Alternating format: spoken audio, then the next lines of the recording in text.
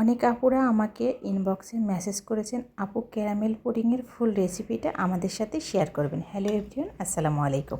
আমি ফারহানা চলে আসলাম একদম সহজ নিয়মে কিভাবে বাচ্চাদের জন্য ঘরে ক্যারামেল পুডিং তৈরি করবেন সেটাই আপনাদের সাথে দেখাবো।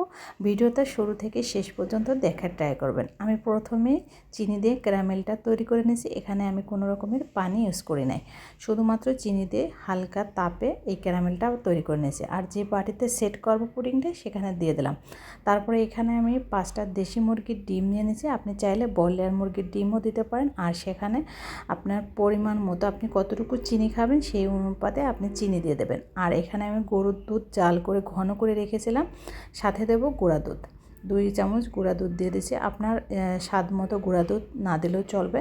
আমি এখানে সুন্দর করে একটু বিট করে নিয়েছিলাম যাতে সবগুলো একসাথে মিক্স হয়, তার কারণে, তাছাড়া অন্য কোনো কারণ নাই। তো তারপরে আমি আসলে যেভাবে তৈরি করি সেটাই আপনাদের সাথে শেয়ার করলাম। আমি একটা ছাঁকনি নিয়ে সুন্দর করে এটা ছেঁকে দিচ্ছি, যার কারণে ভিতরে যেন কোনো রকমের কিছু না থাকে। তারপরে আমি ফয়েল পেপার দিয়ে সুন্দর করে এটা প্যাকেট করে দেবো, যাতে করে আপনার ভিতরে কোনো পানি যাতে না ঢুকতে পারে, তার কারণে।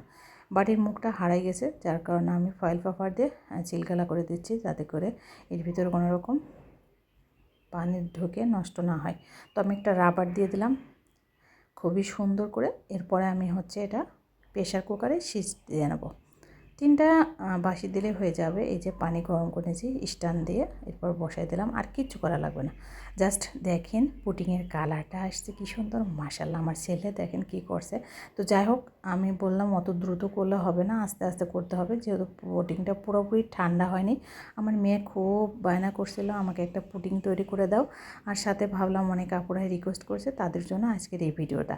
তো দেখেন এত সুন্দর আর এত সফট হয়েছে এই পুডিংটা, খেতে অসম্ভব মজা ছিল। তো যাই হোক, আমি পুডিংটা বাড়ি থেকে সারা নিয়েছি। দেখেন এত সুন্দর হয়েছে, মাশাআল্লাহ মাশাআল্লাহ। দেখতে যেমন লোভনীয়, খেতেও মাশাআল্লাহ সেই রকমের টেস্ট হয়েছে।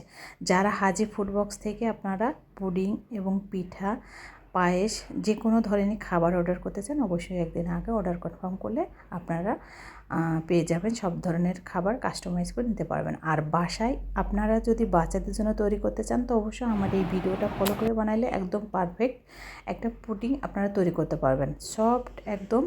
আর একেবারে মুখে দেওয়ার সাথে সাথেই মিলে যায়। আমি মেলাতে 2 দিনে আমার স্টলে পুডিং রাখছিলাম, সর্বশেষ যে মেলার দিন পুডিংটা নিয়ে যাওয়ার সাথে সাথেই শেষ হয়ে গেছে। মাশাআল্লাহ, পুডিংটা খুবই টেস্ট ছিল। আর আমার জন্য দোয়া করবেন। আর ফুল ভিডিওতে আরও যদি কিছু জানার থাকে কমেন্ট বক্সে মেসেজ করে জানিয়ে নেবেন। সবাই ভালো থাকবেন।